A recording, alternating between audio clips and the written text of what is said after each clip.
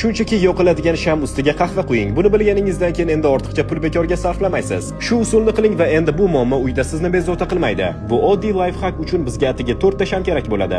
Ularni idishga soling, past olovda eritib oling. Ishonmaysiz, lekin men buni uyda qilish mumkinligini o'ylamagandim. Bu sirni bilganimdan so'ng juda ko'p tejaydigan bo'ldim. Shamlar to'liq erigach olovni o'chiramiz. Iplarni tashlamaymiz, keyin kerak bo'ladi. Endi eritilgan momiq shamni idishga qo'yamiz. Plastik bo'lmagan har qanday idishdan foydalansa bo'ladi. Keyingi bosqichda bir oz chinnigul qo'shamiz. Bu narsa juda muhim rol o'ynaydi, shuning uchun ko'proq solamiz. Endi qahva qo'shamiz.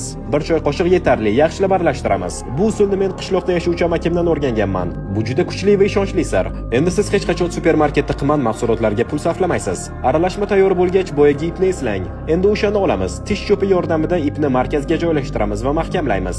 Endi uni bir necha daqiqa qoldiramiz. Sham qotib oladi. Qo'rqmang, bu juda tez sodir bo'ladi. Biroz vaqt o'tgach u shunday ko'rinishi kerak. Endi tish cho'pini olib tashlaymiz va ipning ortiqcha qismini kesib tashlaymiz. Mana sizga xushbo'y va hasharot haydovchi sham yasadik. Uni yoqing, darhol uyingizdagi hid o'zgaradi. Qahvaning hidi har qanday muhitni o'zgartira oladi. Chinnigul esa barcha turdagi hasharotlarni uzoqroqda tutadi. Ko'proq shunday tavsiyalar uchun Telegram kanalimga obuna bo'ling.